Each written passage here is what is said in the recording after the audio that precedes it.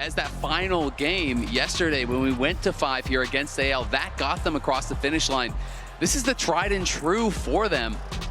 Guma and Faker on hyper carries, 3 tanks around them to keep them safe. Here early on, not as much as we saw in the previous game, but Canyon thinking about getting involved here in the mid lane. 2 immobile control mages. Faker's got to try to run. The flash chomp from Canyon. Power Siphon sets it up. Canyon knocks it down. Gen.G with first blood. Mid lane, the trades back and forth. And with Chovy using the Void Storm, the Arcane Storm, to just get a little bit of extra tempo over Faker here. Make sure he's keeping that pressure up. Was being threatened by Carrier, the knockup that comes through from the Tahm Kench, and ultimately this builds up towards T1 being in a position to secure these grubs.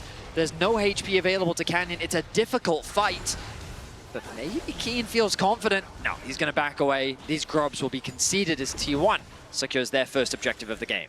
Nicely done there for T1. Getting the near kill on the jungler feels bad in the moment, but it feels good enough to get the objective as Owner's making his way into the top side. He stalls impact, slams Keen into the wall, and Doran with some footwork secures the kill and gets right back out.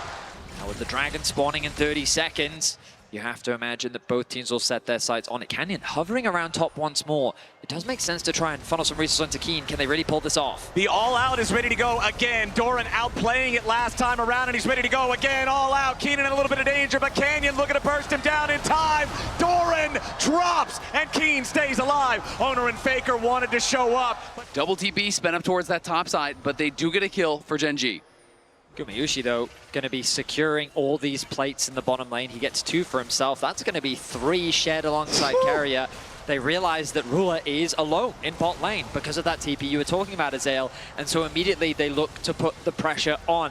Topside, Gen.G trying to cross map. Keen trying to hold this wave. Yeah, Keen really doesn't want to give away the first turret this early, especially when his team's looking to put the damage into the top side, tier 1. Keen holding on, but the final rocket finds the target. T1 now trying to get a kill onto Keen. Carrier gobbles him up. Gumayushi shoots him down.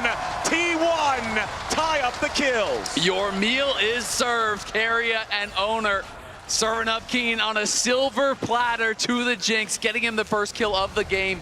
He got paid with the plates, he got paid from the tower kill, and now gets a kill on the top laner to boot, opening up an 800 gold lead here for the Jinx to equal that of Chovy's in the mid lane. That's the biggest thing. Gumayushi is being accelerated. The feats of warfare, a single kill could determine it alongside the next objective for T1. On his own, T1 still looking for control over the mid wave.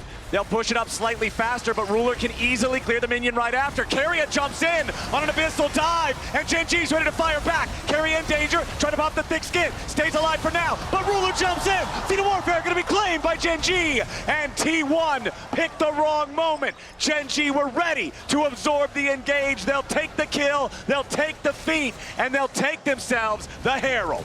Duro so quick to re-engage off of Carrier trying to make a play on the map. Duro takes a chunk of damage.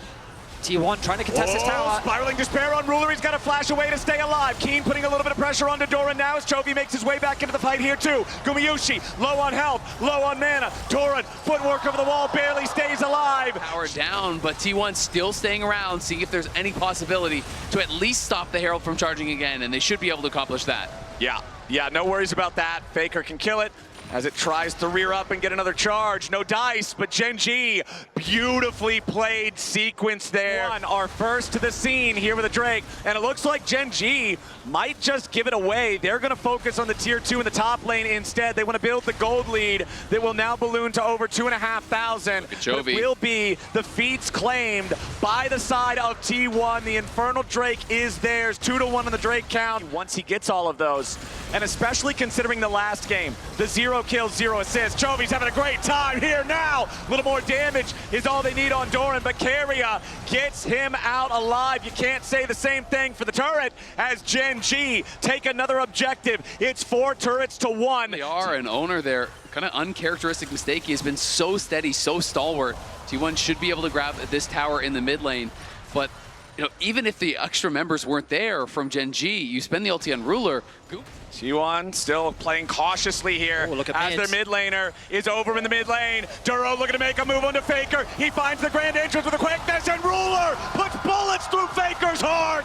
Gen.G with a kill on the enemy mid laner now has control.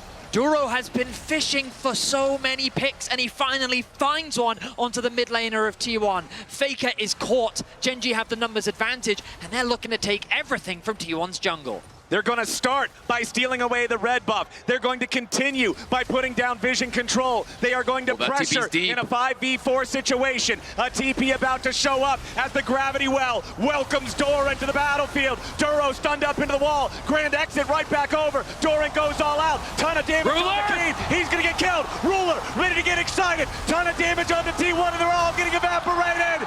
T1 are washed from the rift, and Gen.G crashed down like a tidal wave. Gen.G wiped T1 off the map, and it's starting to smell like silver. This is a must fight on the side of Gen.G, but I don't think they're going to shy away from anything, Betty. As you said, Otacon's a great time to fight. I think Dragon's a great time to fight. T1 in the enemy jungle, recognizing, hey, Gen.G wants the Drake. They'll try to get something on the other side of the map, claim the tier 1 turret, but they won't get a chance. Chovy's already there. Canyon will take the Drake.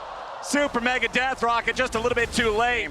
T1 have 3 kills. All 3 kills are on to Keen. No one else on Gen.G has died yet this game.